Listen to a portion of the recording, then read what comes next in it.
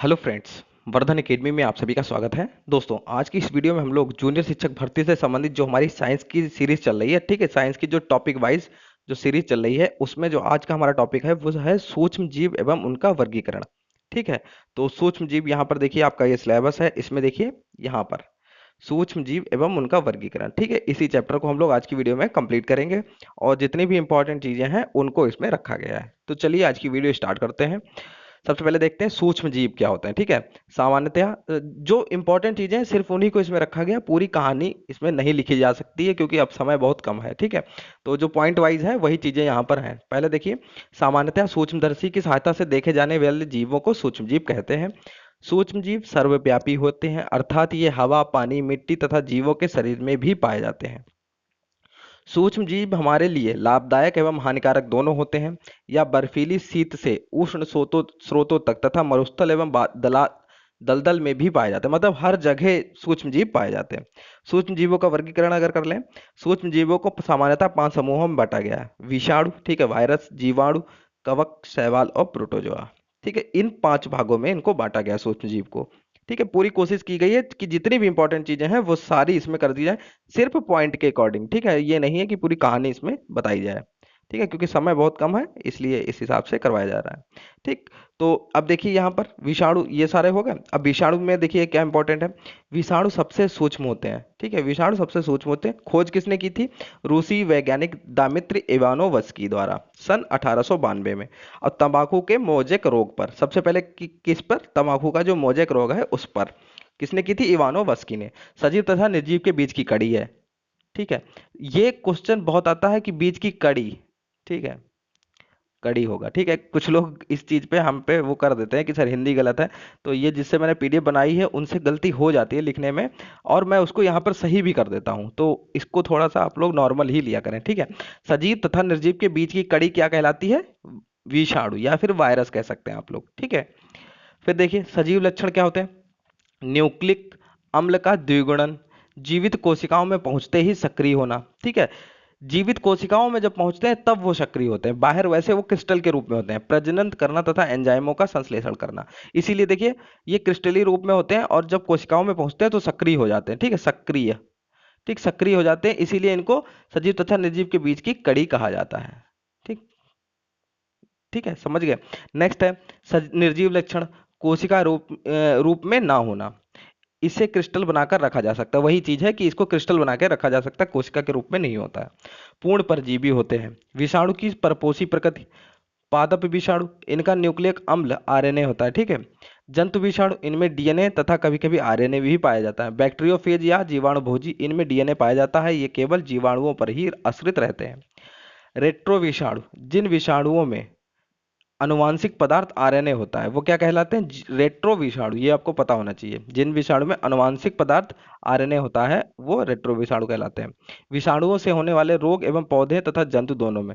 पादप रोग देखिए, टोबैको मोजेक वायरस, तो टोबैक है, तो टोबैको मतलब तंबाकू में लगने वाला, तो तंबाकू का मोजेक रोग। पोटैटो वायरस एक्स, ये है पोटैटो मोजैक, इसको इसमें क्या होता है? पत्तियों में चितकबरापन तथा बौनापन हो जाता है। फिर है बनाना वायरस 1, ठीक है, बनाना मतलब केला का ही होगा। बंकी टॉप ऑफ बनाना, ये रोग का नाम है, ये विषाणु का नाम है, दोनों इधर होगा। जंतु रोग देखिए, विषाणु रोग, कोरोना वायरस, इसको तो बताने की जरूरत नहीं, इसके काफी वेरिएंट भी हैं, लेकिन सिर्फ वायरस का नाम कोरोना वायरस ही रखा गया। ठीक है, कोविड 19, ठीक, रोग का नाम। Polio virus, polio. Flavi virus, dengue. HN11, H1N1 virus, ये होगा स्वाइन फ्लू। इसके बाद H797, H7N9, ठीक है, H7N9 वायरस, ये हो गया बर्ड फ्लू का। Influenza virus, influenza. HIV virus, AIDS. Variola virus, चेचक। ठीक है, तो ये पता होने चाहिए क्योंकि इनसे संबंधित क्वेश्चन आ सकता है। ठीक है, जीवाणु देखिए, बैक्टीरिया एक कोशिकीय जीव होता है, यह प्रोकैरियोटिक कोशिका संरचना वाले होते हैं। सर्वव्यापी जंतु, नमी युक्त स्थानों पर इनकी संख्या अधिक होती है। खोज किसने की थी? 1683 में एंटोनी वॉन ल्यूवेनहॉक ने की थी, जिन्हें जीवाणु विज्ञान का पिता भी कहा जाता है। ये भी एक क्वेश्चन है, जीवाणु विज्ञान का पिता किसे कहा जाता है? तो एंटोनी वॉन ल्यूवेनहॉक को। और जीवाणु या फिर बैक्टीरिया की खोज किसने की थी? एंटोनी वॉन ल्यूवेनहॉक ने। ठीक है, नामकरण एहरेनबर्ग ने किया। ठीक है, जीवाणु नाम किसने दिया? एहरेनबर्ग ने। रोग का जन्म सिद्धांत रॉबर्ट कोच ने दिया था तथा 1843 से 1910 ईस्वी में कॉलरा तथा तपेदिक के जीवाणुओं की खोज की। किसने की थी? रॉबर्ट कोच ने। लुई पास्चर ने रेबीज का टीका, दूध के पास्चुराइजेशन की खोज की। ठीक है, रेबीज का टीका और दूध के पास्चुराइजेशन की खोज किसने की? लुई पास्चर ने। ठीक, जीवाणु आकृति तथा आकार के आधार पर चार प्रकार के होते हैं, छड़ाकार या बैलिसस। ठीक है, तो यह छड़ानुमा या बेलनाकार होता है। गोलाकार या कोकस, ये गोलाकार एवं सबसे छोटे जीवाणु होते हैं। कौमाकार, कौमा आकार या विब्रियो के आकार का होता है। ये देखिए कौमा, ठीक, कौमा आकार का। ठीक है, कौमा आकार के हिसाब से बताया गया आकार। उदाहरण विब्रियो कॉलेरी, ये क्या किसके? कौमा के आकार के होते हैं। सर्पिलाकार, ये स्प्रिंग या स्क्रू के आकार के होते हैं। ठीक है, तो इतने प्रकार के होते हैं। एनाबीना तथा नॉनस्टॉक नामक साइनोबैक्टीरिया वायुमंडल की नाइट्रोजन का स्थिरीकरण करते हैं। कौन कौन से? एनाबीना और नॉनस्टॉक। राइजोबियम तथा बैटरी राइजोबियम इत्यादि जीवाणु की जातियां ल्यू ल्यूमिनेशी मटर कुल के पौधों की जड़ों में रहती हैं और वायुमंडलीय नाइट्रोजन का स्थिरीकरण करती हैं। एजेटोबैटर, एजे एजेस्पाइरिलम, क्लोस्ट्रीडियम जीवाणु की कुछ जातियां स्वतंत्र रूप से मिट्टी में निवास करती हैं और उसमें स्थित वायु के नाइट्रोजन का स्थिरीकरण करती हैं। ठीक है, चर्म उद्योग में चमड़े से बालों और वसा हटाने का कार्य जीवाणुओं के द्वारा होता है। तो जो चमड़ा उद्योग होता है उसमें चमड़े से बालों और वसा को हटाने के लिए जीवाणुओं का प्रयोग किया जाता है। जीवाणु हमारे मित्र और शत्रु दोनों होते हैं। जीवाणुओं के कारण कई रोग होते हैं, जैसे टीबी, हैजा, डायरिया, कॉलरा, प्लेग आदि। पादपों में जीवाणुओं द्वारा होने वाले रोग, तो जीवाणु और रोग देखिए। ठीक है, स्यूडोमोनास सोलेनेसियरम, ठीक है, आलू का सैथिल रोग होता है। जैंथोमोनास, ये होता है black arm of cotton. Xanthomonas oryzae, ये होता है धान का अंगमारी रोग। जैंथोमोनास सिट्री, ये साइट्रस कैंकर, ये जो नींबू में लगता है। ठीक है, और कोरिनोबैक्टीरियम ट्रिकी, ये गेहूं का टुंड्रू रोग होता है। ठीक है, तो इसके नाम जो हैं जीवाणुओं के काफी अच्छे हैं। ठीक है, फिर लाभदायक जीवाणु लैक्टोबैलिसस, राइजोबियम आदि। कवक में देखिए, फंगी में एक कोशिकीय होते हैं या बहुकोशिकीय जीव भी हो सकते हैं। कवक के अध्ययन को कवक विज्ञान कहा जाता है। कवकों में अनेक लंबी धागे जैसी संरचनाएं होती हैं जिन्हें कवक तंतु कहते हैं, जो आपस में मिलकर जाल बनाती हैं। कवक की कोशिकाओं में एक से अधिक केंद्रक पाए जाते हैं। ठीक है, कोशिकाओं में कितने केंद्रक पाए जाते हैं? एक से अधिक। कवक परपोषी होते हैं क्योंकि यह प्रकाश संश्लेषण नहीं कर पाते हैं। कवक में संचित भोजन ग्लाइकोजन के रूप में होता है। इनकी कोशिका भित्ति काइटिन की बनी होती है। कोशिका भित्ति किस चीज की बनी होती है? काइटिन की बनी होती है। यह भी लाभदायक और हानिकारक दोनों होते हैं। लाभदायक कवक देखिए, मशरूम, मॉर्सेला आदि भोजन के रूप में प्रयोग किए जाते हैं, ये लाभदायक कवक हो गया। फिर पेनिसिलिन नामक कवक से पेनिसिलिन नामक की प्रतिजैविक दवा अलेक्जेंडर फ्लेमिंग के द्वारा 1920 में बनाई गई थी। तो देखिए इसमें दो क्वेश्चन है।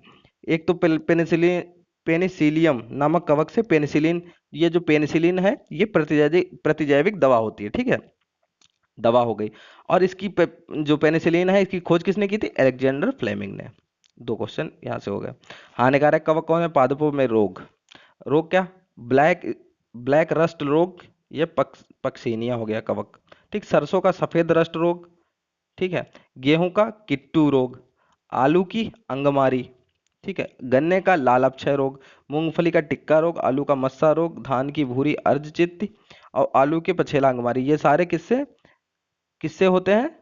कवक के द्वारा होते हैं ये सारे रोग। ठीक, अब फिर जंतुओं में रोग देखो, दमा, एस्पार एस्पारजिलस फ्यूमिगेट्स, एथलीट फुट, ये टीनिया पेडिस, खाज, ये एकेरस इसके बीज, गंजापन, ट्रिनिया कैपिटिस, दाद, ट्राइकोफाइटॉन लेस्कोयस। ठीक है, लेस्कोयस के द्वारा ये रोग होते हैं।